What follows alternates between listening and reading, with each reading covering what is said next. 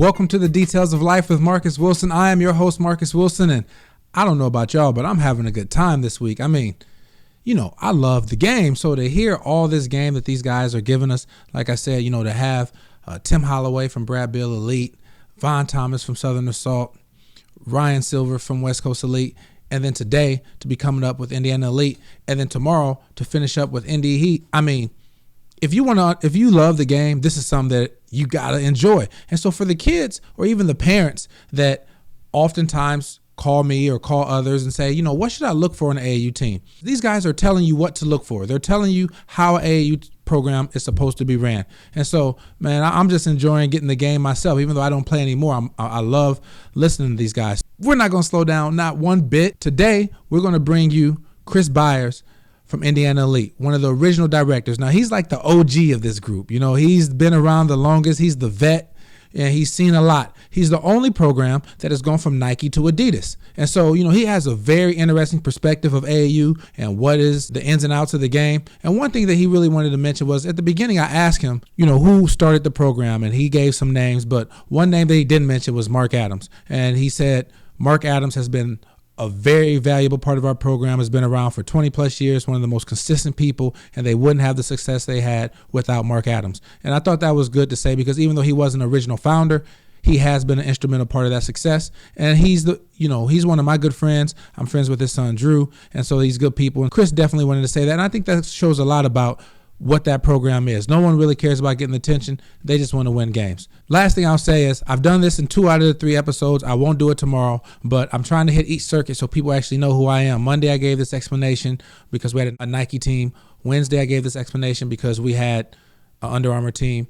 I didn't do it Tuesday when we had Southern Assault, but today is another Adidas team. So some people might be wondering who I am, where I'm from. If you've heard this before, sorry, but I just want to make sure people understand my credibility. I played basketball at University of Evansville, was 1999 Missouri Valley Conference Player of the Year, went overseas and played for 12 years. Played with some summer league teams, never quite made it, came back, was in the business world for a few years down in Atlanta, Georgia. Final Four comes to Atlanta in 2013. I really want to get back into the game.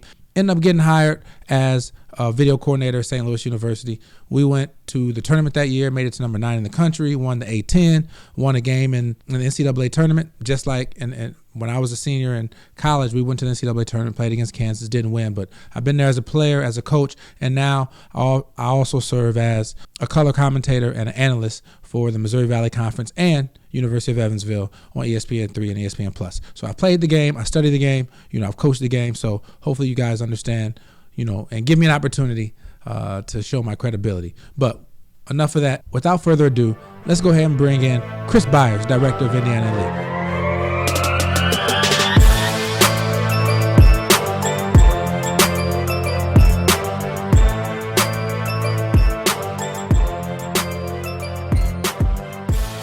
Welcome, ladies and gentlemen, to another episode of the Details of Life. And as I mentioned in the introduction, today we have Criss Beyers representing Indiana Elite, one of the top AAU programs in the country. How you doing today, Criss? Doing well. How are you? Thanks a lot for making the time to join me today. And so, I just want to feature you guys and talk a little bit about your program. I figure that people would like to hear some of this. How about, just to get started, how about you give us a little bit of background? What's the origin of Indiana Elite? Who started it? And then also maybe if you could tell us how did you get your sponsorship deal? Well, we actually started back in the late 70s, about 78 or 79, when we were in Bloomington, Indiana. Bob Pryor and myself, we coached boys club basketball. And boys clubs used to have travel teams back then. So we would coach a boys club travel team. We'd travel to different boys clubs, use the boys club van. And then if we had a Friday, Saturday, or Saturday, Sunday game, we would actually take sleeping bags and sleep on the gym floors at the boys club and eat at McDonald's and those type of things. And that's how we got started. And we were just Bloomington AAU at that time. And then as we got better and grew, and we actually started with AAU instead of boys club basketball with a guy by the name of Billy Garrett, who's an assistant coach now at DePaul University in Chicago. He got us started. He played for us. And then we ended up getting players like Sean Kemp and Glenn Robinson and Chris Lawson and Sean Woods. And then that's where we got a Nike sponsorship offer from Sonny Vaccaro. when he saw we had Sean Kemp, Sean Woods, and Chris Lawson. We played in a tournament with Mid-Valley ARC with Chris Mills, Don McClain, Derek Martin, those guys. Sonny Vaccaro saw us play out in Vegas and out in Poly Pavilion and gave us a sponsorship. And we were with Nike for quite a while. And then 15 years ago, we left Nike, and Mike Fox, Mike Barnett, and myself got together and we started Indiana Elite. But we actually started as Bloomington Red when we had Sean Kemp and Glenn Robinson, Jared Jeffrey, Sean May, Chris Thomas, a lot of those guys who've been in our program as well. Wow, that's some great history, a lot of awesome names. It's pretty clear to see why you guys have been successful over the years. You know, I know a lot of people in America have heard about AAU, and the people who aren't really in it, sometimes they think that it's scandals or adults taking advantage of kids. A lot of other people know that it's a platform to get kids scholarships and scholarship offers and for them to, you know, get them to the next level. So could you tell us, you know, how do you see AAU summer basketball, and why did you get in it? We got into it, one, to compete. Back then, you know, the college coaches weren't able to come and watch you play and things. And as things progressed, you know, we saw it as a platform to get opportunities for kids who may not have an opportunity to go play college basketball, to get college coaches to watch them and see them and have that opportunity. And that's what I think AAU basketball should be about, and mostly is about, for I'd say 98% of the people who do it. It's to get those kids an opportunity to be seen, get those kids an opportunity to go on and pursue their education who may not have an opportunity to do so. Yeah, I totally agree. You got to be in it for the right reasons, and it sounds like you guys are. I know some parents always want to know, like, what's the relationship like between the AAU coach and the high school coach? Do you think it's important for AAU teams to have good relationships with the local high school coaches, the players that are playing on your team? Very much so. I myself am a high school coach and have been for 30-some years. Mike Fox is also, who's one of the co-directors, is also a high school coach. A lot of our coaches in our younger teams are high school coaches. So I think it's very important. We try to contact a high school coach before we ever contact a player to say, hey, this is what we're doing. This is what we're trying to do. We make it very clear that the high school program and the high school coach is the most important. They're just trying to help them. It's good to hear that you guys doing it that way. Obviously, you named some of the names earlier, but for the people that don't know much about Indiana Elite, I know about Indiana Elite because I'm from Indiana. I coached on the Adidas circuit a while back. You guys are year in, year out, one of, if not the best teams in the country, or definitely in Adidas and in the country. So for some of the people wanting to know more about, who are they? Could you tell us, how many All-Americans you may have had over the years, and how many titles have you guys won, or how many guys you've sent to the pros? And so kind of tell us like what your history is with developing and making people successful. Well, I mean, one, you got to get good kids. We have to have good kids and good support from their parents. There's a lot of kids that we've had to drop, unfortunately, through the years because they're not what they should be in school, doing what they should be in school, or doing what they're out in the public.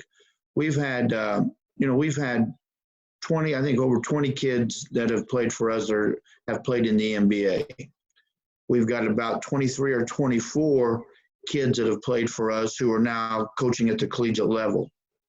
Some of the more notable ones is Brad Stevens played in our program. Matt Painter, Brandon Brantley, Drew Adams. I mean, we could go on and on and on. So we've had a lot of kids who have gone on to coach college, but we've also had a lot of kids who have gone on to become doctors and attorneys and other professions. So, they've gone on to be very productive citizens. I was looking at your website before I, do some research, and I think you guys even have like 8 current players in the NBA right now. Yogi Ferrell and some other guys. And so, yeah, you guys definitely have a history of putting guys in the league. And I'm sure the number is countless of how many guys you've sent and been able to get them college education. So awesome job with that. We've had over, I'm sorry to interrupt, we've had over 300 Division I kids since we have started this in the late 70s. So that's quite a few. And there's hundreds more that have gone on, played NAIA Division II, whatever it might be. So there have been quite a few kids who've been able to continue their education. So that's what it's all about. Sometimes kids don't they get stuck on D1. If they're getting their college tuition paid for, and you put them in position to do that, that's where it's at. So if a kid, I'm sorry, go ahead. I said that's what we tell parents. Sometimes parents think that they should be at a certain level, and we said, we and this is what we say to parents: what could possibly be wrong with your son getting an opportunity to have his education paid for? Yeah, I totally agree. So I know a lot of kids sometimes decide, do I want to play Adidas, or we hear Adidas or Nike or Under Armour, some of these other circuits. If there was a kid trying to decide where they wanted to play, should I play on this circuit or should I play for Indiana Elite? Why would you tell a kid that they should play for you or play on the Adidas circuit? Well, one, I think we're one of the oldest AAU programs in the Midwest. And I think we run of the oldest because we've done things the correct way. We're in it for the kids. We're not in it for, getting kids to certain schools. We don't push kids to certain schools. We actually try to stay out of the recruiting part of it. But Adidas is a very, very good program. They do things the right way. They're doing it for the right reasons. Adidas plays, I think, a week longer and one or two more events than some of the other shoe companies do. But I think it's the people that we have involved with it. And Adidas is, through Chris McGuire and Brandon Walker and Reese Hollins, they've really done a great job with the structure and the road that Adidas is wanting to take. I want to get your perspective on this, but when I coached, I would hear some guys who were maybe not the directors of teams like yourself, but some coaches say, I don't even care about winning tournaments. I just want to get my kids scholarships. And then there's other guys who are like, I want to get all the ranked players as possible. I don't care about winning. And then other coaches are like, I want to win. How do you balance that? And what do you think it's more important to have, let's say, a number of 5-star players or getting more kids to school versus winning tournaments over the summer? How do you go about balancing that as an AAU program? That's a tough question. I mean, and that's tough to do. But we try to. I think everybody's competitive, so you want to win. Yeah. And we don't necessarily get the 10 best players on a team, because just like a college team or a pro team or a high school team, you got to have players to play certain roles. And if you have this top 7 or 8 players, not all of them are going to be happy, and you're going to have some dysfunction with that team. So we try to get kids that we think fit well, that will play well, play the way we want them to play, and you end up winning with teams like that. Obviously, the shoe companies have put such pressure on, and Adidas has not as much.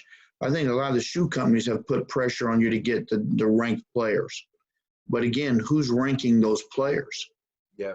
Every year you see kids who are getting drafted in the NBA or doing very, very well at the collegiate level that were not those ranked players. It's obvious you've been around a while and know what you're talking about. For some of the people that want to know about this summer ball, obviously the coronavirus has impacted it all and eliminated the first live period that was supposed to be occurring here in April. I mean, how do you see it impacting summer recruiting this summer without a live period? Well, obviously, if they, there's talk now that there may be a couple live periods in July. And then there are going to be a couple camp. The NCAA is supposed to have a camp, I think, towards the end of July. So a lot of that will depend on if that still happens or not. If that happens, all the coaches are going to be out, and then they're going to try to get to see your kids. Adidas, Nike, and all those, they're still going to have their events scheduled. I know that we still have our events scheduled, and if it happens, where we will be at those places. The college coaches can't really do anything, I don't think, right now. We can't do anything right now. So, we're constantly keeping in contact with our players and their families. We're sending them workouts. We're sending them updated schedules. Here's what the latest thing that we've heard. So we're just trying to keep them informed as much as we possibly can. But no one can do anything until they see exactly what's going to happen. Yeah, exactly right. So if we are able to play summer AAU ball, who are some of the top guys that you have that have already committed to play for Indiana Elite this summer? Well, we've got, players like Connor Hickman, Jaden Brewer, Jalen Gibson, Jaden Taylor, Will McCracken, JR, and I'm going to pronounce this wrong because I always do, great player, Quaranzini, Trey Kaufman, Mason Nicholson, Logan Duncombe, who's just committed to IU. And a lot of those kids played for us in the past years, and they continue to play for us. Man, that's a strong team. It sounds like you guys are going to be formidable. Once again, I've never seen an Indiana Elite team not good. Even sometimes I've been in tournaments and seen your main team, but then your second and third teams will often end up playing the main team in the finals, and it goes to show because you guys have a talented roster. So, with that being said, obviously you're attracting them somehow. What do you guys do other than be successful? But what do you do to help develop your players? Skill-wise and athletically and academically to prepare them for the next level? Well, we have team camps where we'll bring the kids in for the weekends before we ever start. So, we get together on Friday night. Everybody gets to meet each other. The parents meet each other. The players meet each other. We spend the night Friday night. We pass out the gear. We practice. I have a meeting and a dinner. Get to know each other. Saturday, we come back, breakfast, practice session, lunch, afternoon practice, dinner, movie, bowling, things like that. So our kids get to know each other. Their parents can stay and are welcome to stay. They get to know each other. So it becomes, they just don't show up at game time and play. We have people come in. We have former players come in, talk to them. We have respectable, we've had doctors come in. We've had trainers come in, nutritionists come in. We've had academic advisors come in and talk to them about the importance of academics, the clearinghouse, their GPAs, the core, their core GPAs, those type of things. So we're constantly talking to them about what they're going to have to do to be even eligible to play at the next level. That's before they're ever evaluated skill-wise. And like we tell them, and this is the truth, which people don't believe, and you may find it hard to believe, but we've been doing this. I've been doing this for 30-some years, and I've high school and college, and we've had some great players in both. I've never, ever had a college coach ask me how many points does someone score. The first question I get is, what are their grades? Yep. And then what are their test scores? Are they coachable? How are their parents? It's nothing. They can evaluate whether they can score or not, whether they can shoot or not. They want the other things. So, like I said, believe it or not, never had a college coach ask how many points someone scores. And that's what we tell the kids. These are the things that you have to do before you can even be looked at and considered to play. You're exactly right. When I was coaching at SLU, and even now when sometimes people send me clips and say, hey, can you pass this along to this person, this coach, whatever, before I even look at the film or consider doing that, first thing I ask is, what's his grades and what's his attitudes like? Period. Right. Like, because you don't want to – that's my reputation, passing this kid on to someone else. And, the grades is one thing, but if he's going to come and be a troublemaker, I'm just not going to do it. And it sounds like you guys believe in the same principles on that. Well, and, we've had obviously a number of kids have gone on to the NBA. And every year we'll get calls. I'll get calls from NBA scouts and people in the front office of these NBA teams. And again, they'll say, how was, this last year, how was Kyle Guy? How was Dylan Windler? How were they when they played AAU for you guys? How did they get along? Were they liked by their teammates? Did they get along well with their teammates? I mean, those type of things. They don't ask again about their skill set because they can tell that, but they ask about the person. There's people watching that may not believe this and saying, oh, he's just saying that. When I was at SLU, I remember when Jason Tatum was coming out and going from Duke to the NBA, and I had a scout from the Minnesota Timberwolves that I knew from in college, and he called me, and even though I didn't coach Jason, he called. He was like, have you met him in the city? Do you know him? What type of kid is he? Is he a troublemaker? Is he a nice kid? And so you're right. NBA teams do their research when they want to invest millions into a kid and draft them. So, man, thank you for sharing that and letting these people know. So I'm going to close up here, but if there's people watching and say, man, I love how they do this. I want to learn more about their program. I want to follow them this summer. Tell the people how they can follow your program and learn more information about you. Well, we're on Twitter, we're on Instagram, we're on Facebook. We have a website, IndianaElite.com. That's our website. It's got past history. It's got our tournaments. It's got our events. It's got our rosters. It's got a little bit about us. But, like I said, I think we've we've been around a long time because I think we do things the right way. I totally agree. And so, man, thank you so much for taking time out of your day, and make sure you stay healthy over there. But I really appreciate you making the time, and I really respect your program, and good luck to you this summer. Thanks, Marcus. I appreciate it. All right. Have a good day. You too. Thank you, Criss, for coming on and giving us that wealth of knowledge. You know, it's obvious you've been around the game a long time, and thank you for everything you've been doing and will continue to do for our kids to have opportunity to achieve success on and off the court. And so, you know what? We're coming to the end of the week now. So we got one more day. We're bringing you Indy Heat, and I got a special story for you guys. I need you to tune in tomorrow. I'm going to get personal tomorrow. So I'm going to give you a little bit of story about myself and how I'm affiliated with this and some mistakes that I made as a youth affiliated with this team. So I think it's something you want to tune in. And besides that, we got a good story coming in from Todd Hensley. Like, subscribe, share, and understand what it's like to be successful and learn the details, because what do I always say? Greatness is in the details, guys. Man, love y'all. Come back. Keep supporting. Peace.